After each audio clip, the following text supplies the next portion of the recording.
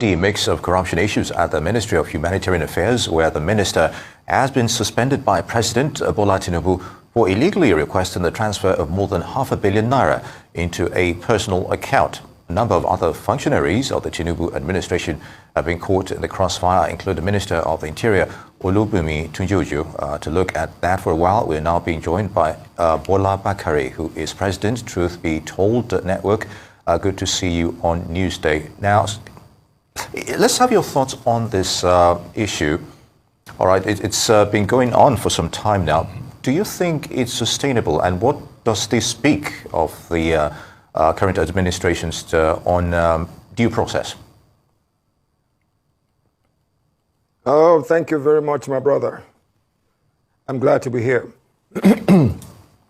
The situation we have on hand, I will advise that we all should look at it holistically. It's like it cascades down from the Ministry of Humanitarian Affairs to the officer in charge of NSIPA. And now as we speak, the Minister of Interior, Olubunmi Tunjojo, is also in the fray.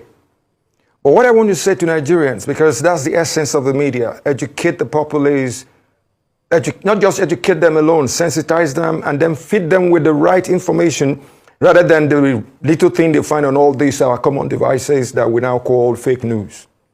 To start with, excuse me, let us look at the situation on the ground. That is from the Humanitarian Affairs to NSIPA. I would like one thing. I would like the average Nigerian to sit back a little bit and think in terms of cases, like when we have cases in court, we don't discuss it in the media, we call it sub judice. The time is not ripe for that. Because we know it, that when it comes to information dissemination, there's always that factor of sensation, which is what we sell at times, because we are waiting for the facts to come out. As we speak, the average Nigerian has gotten the gist of what is happening. Like you rightly said, £500 million has been moved to a private account. The ex-minister of the ministry is going through rigors with the ICPC and the EFCC. So also is the current one. But what I'm saying is, I would like us all to sit back a little bit, because we don't have the facts to work with. All we have is just the tip of the iceberg. We don't have all the facts. We need to wait for the ICPC, the EFCC to come out and tell us that, yes, this happened. This is what we have found out. As we speak, you and I, we haven't found out anything yet. All we are listening to is what is on social media and what is the sensation in the news for it. But what I want to do this morning is I want to go a little bit further, because the essence of what we do is to educate the populace. And that has been the case of the Minister of Interior, Olubunmi Tunjojo. I would like to tell the average Nigerian a few facts, even you inclusive. The average Nigerian is telling us that, Schedule 5 Code of Conduct for Public Servants says if you're a civil servant or if you're a public officer, you have no right to be in business. Just like that phrase we use. Government has no right to be in business. That's no business in doing business. But don't forget one thing, which I want Nigerians to listen to and listen to properly. If you want a man that doesn't have a job to be your public servant, then you are in trouble. If you have a political jobber who has no work, that jumps from party A to party B to party C, because that is where he gets his Mr. money. Bakare, permit me to interject at this point. Mr. Bakare, permit me to interject at this point. The reason why I am trying to just jump in is, of course, I get what you're saying. Rationally thinking, what you are saying, you might be on point, but the law is the law. It is sacrosanct. And there are no sacred horses, so to speak. What that means is that up until when the law is amended, when you do otherwise, you're contravening the law. And that cannot change. This is personal opinions, personal predilectives, does not change that. Let me chip in another factor, which I guess you know too. There is something we say about the law. The law is made to be obeyed. The law is made to be repealed. The law is made to be amended. The law is made to be negotiated. Do you see all those four factors that we can do with the law? Things happen when situations like this occur, then the people we have put there to amend the law will now sit back a little bit and say, oh, there is a little bit of a discrepancy out there. Because my bane of contention here is, A man who enters the civil service at age 22 and serves for 35 years, the kind of people we call 9-to-5 people. Honestly, the civil service, they have a commission, they have this and that. They are the ones that are bound seriously by that law. But like you rightly said, the law is the law. I'm looking at the element of it's high time we look at it. Because if we don't have situations like this, we will not look at it. How on earth? Let me cite you an instance. I wouldn't like to use this, but I'll use it because it's my brother, it's my friend too. Why would you tell me, as a man who is an entrepreneur, a professional like myself, and I go into politics, politics says, the rule says, my friend, if you're coming into politics, you have to isolate yourself. You see, that thing was not broken down properly. Isolate yourself from your company. There is no Nigerian who's a professional that does not have a company. And there is most Nigerians that are in politics, that are professionals, they have their businesses behind them. Little wonder, they are the ones that if they serve for 4 years or maybe 8 years, they'll be willing to go back home and go back to their businesses and carry on with life. It is only when you are a political jobber that you don't have anything doing. These are the kind of circumstances that can be laid on the floor of the National Assembly so that this law can be amended. That is the essence of the National Assembly. That is the essence of our laws. Listen to the law, practice the law, amend it when necessary, and then Nigeria can move forward. That is why I am saying one thing to you. The man has a business. Don't let me use your boss. Your boss is not averse to being the governor of a state. Are you telling me if he wants to be a governor, he should close our eyes and disown himself? For God's sake, there are professionals like you in there that will carry on the work. There are staff in excess of maybe 5,000. I don't know. I'm not too sure. And if you watch the domino effect of that 5,000 workers, it might go on to be 20 or 30,000 people. Are you telling him to shut down the place until he comes back? The answer is a very, very big no. All he can do is to isolate himself from that executive factor. I say, I am no longer an executive. The people there can run it. And when people say, oh, doesn't he benefit from the proceeds of the job done? For God's sake, that is his company. He has worked for it. And as a professional, he has a right to eat, to have an income from where his money is coming from. My word to Nigerians, in consonant with what you have said, is simple. The law is the law. But like I said, the law has to be obeyed, the law has to be repealed, the law has to be amended, the law has to be negotiated. Those are the 4 factors of the law, which does not negate the fact that we have to obey the law. But the thing is, when a man, because most of, with due respect, I'm a Nigerian too. Most Nigerians are non-thinkers. We so believe in these our devices so much that we can't even categorize between fake news and information, misinformation and disinformation. We don't even know there is no barrier. That is why we need to educate ourselves some more. Honestly, I'm not just saying this across to you. I'm laying it across to the people who have at the National Assembly. It's high time you look closely at situations like this and say, oh, there is a disparity here. A civil servant that retires after 35 years is different from a man who comes in as a politician to serve for 4 years or 8 years. There is a big gap. But unfortunately, to say what is to go in tandem with you, our Lord did not give us that definition. And I'm sure at the end of the day, with things like this, because in the media, we don't just say it as it is. We educate the people. We educate the people that are supposed to do the work so that we can have a better Nigeria, my brother.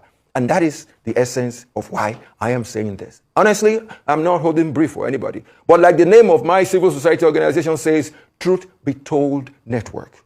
We lay the truth across. We let the populace judge. And when instances where the National Assembly is involved, for God's sake, we are expecting them to go ahead and do something to repeal it. Part of the 4 factors I told you, they need to amend that law to create a difference between a civil servant, a 9-to-5 person of 35 years, to somebody who is just serving for 4 years or 8 years. I wouldn't mind towing the line of your next question. Okay, because you probably actually said something, because I wanted to ask that regardless of this, a lot of Nigerians looking at how things are actually playing out in governments are not shocked based on the fact that we hear these things happen time and time again. But the see-through is where Nigerians are always bewildered, where some of these issues actually die a natural death. Now the question is this. With the government asking people to tighten their belts, clearly there is a rot in the system that needs to be checked.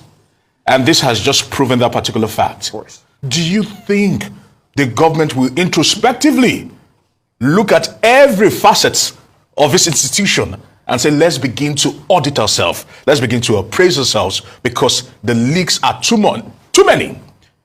Hopefully we can gather some things to give to Nigerians. Absolutely, my brother. I agree with you in totality. And I've been saying this for more than maybe 3, 4, 5 decades.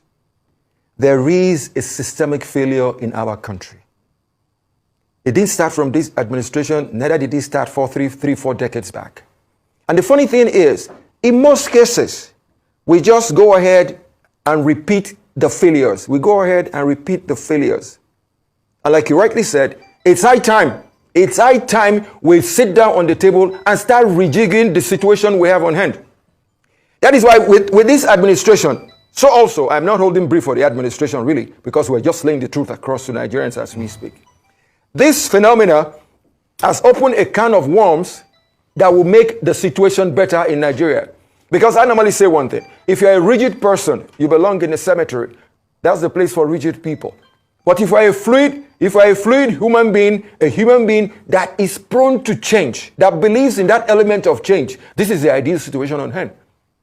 Because the ministry has been set up, the rot, like to use your language, there is kind of a rot in it, which you are yet to find out the nitty-gritty of it.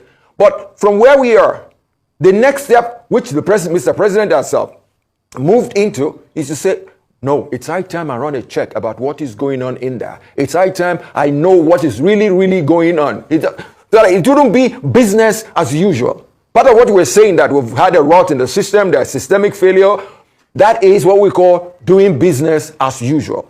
But I can tell you one thing, business as usual is not going to continue.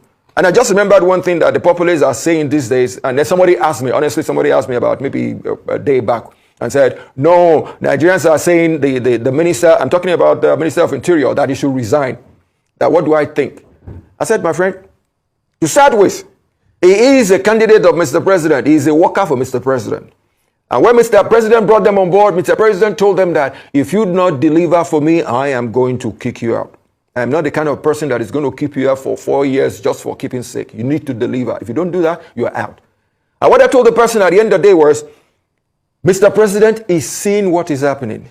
Reports from the 2 agencies that we have will get back to him. Reports from the panel he has set back will get back to him. If he believes that man should go, he will go, because I wasn't there when he picked him up as a minister. And when he's going to fire him, that will be Mr. President's prerogative. Mr. Bakare. Is it the situation? Honestly, it's like, go ahead. I would just like to probably, as you actually expatiate on this, now the big question would be, does the president have the political will to institute the purge? Because literally, if he wants to probably go into the nitty-gritties and into the crevices, does he have the political will to do that, to ensure that we can actually plug all these leaking holes? Briefly. Of course, yes. You know one thing I believe? It would be foolhardy for you to go and ask a bachelor how to run marriage. It would be stupid. In terms of TINUBU, forget the fact that we're both from Lagos. I'm a Lagosian, he is a Lagosian, fine. But I have the added advantage of being able to see what he did in Lagos. And that is why I'm using the kind of analogy of a bachelor cannot advise you about marriage. The man knows his onions, the man knows what he is doing. The man came with an agenda that he called the renewed hope agenda. There is nothing new about it. Hope is something that we all live on a daily basis. If you lose hope, you might probably commit suicide. But if you still have hope, you believe that tomorrow is going to be a better day. And that is why he has said, this is a renewed hope agenda. All the holes will be plugged. Honestly, most of the holes, I can say that to you for free, most of the holes stems from systemic failure over the years. And the time is now for us to have a change. And I am very, very sure Mr. President Bola TINUBU will effect a change, and then all of us will see it. We are not going, you and I, we're not going anywhere. We'll be here to talk about it when the time arises. You can bet. Won't you be around? You can bet. We will be around. All right, on that note, on that note, Bola Bakare, President, Truth Be Told Network, would like to thank you for your contributions and for coming to the program today.